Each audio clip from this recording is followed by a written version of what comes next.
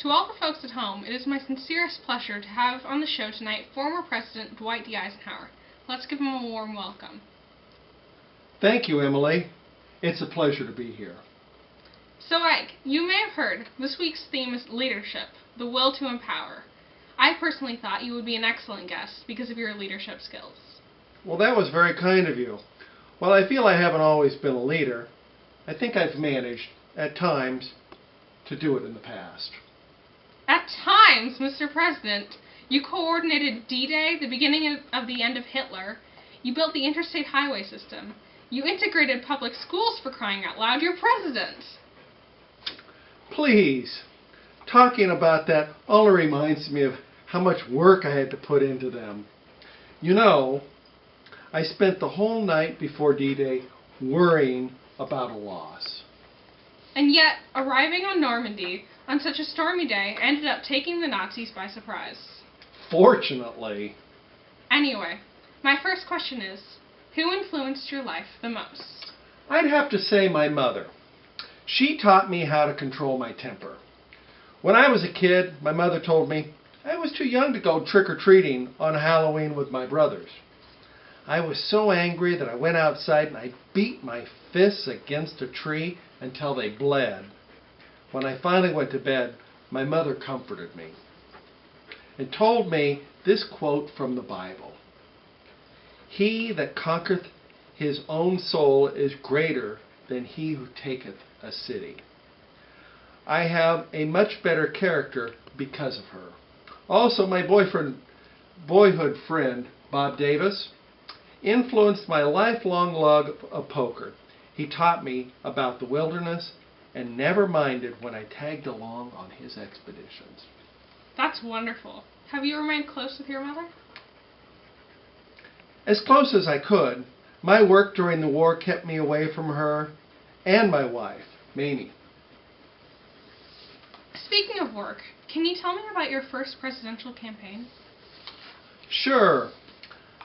I didn't really want to run for president, but nevertheless, I had accrued popularity over the war. My popularity led me to write my book, and the Democrats across the country were asking me to run on the Democratic ticket.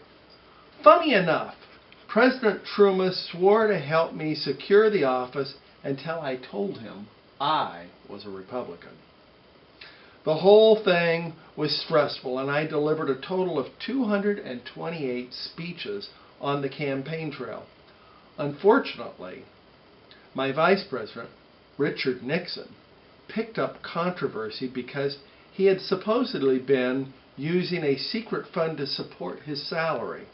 Looking back, he wasn't the best person I could have chosen, but I was new to politics and unsure. Of course. Seeing that Nixon lost to John F. Kennedy in '61, how did you feel about that? I can tell you that Richard was devastated.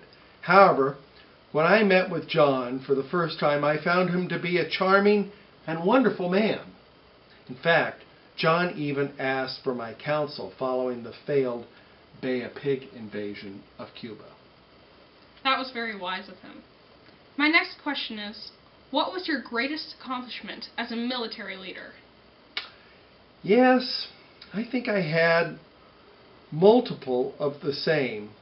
I've always been proud of my ability to rally the troops to keep morale high. I made sure to visit the men to see how they were doing. It's important to let your followers know that you care about them, that they haven't been forgotten, or to make them feel like they aren't merely cogs in a machine. I owe them my support. While I'm happy with the success of D-Day, I just wish we hadn't had so many casualties. Finally, what is your greatest political achievement? That's a good question. I put incredible work into balancing the federal budget while I was in office. I tried to figure out a clear path of what the government was going to do in order to map the tax code. Because without planning, the future is clouded.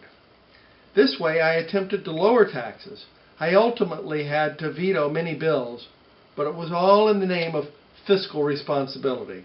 I'm also happy my integration of public schools. It's a shame the bill got so chopped up by Congress. Amazing. Thank you for being on the show. Folks, this has been former President Dwight D. Eisenhower. He led America to victory overseas and protected the Constitution at home. He led by maintaining self-control, staying grounded, and being a reasoned decision maker.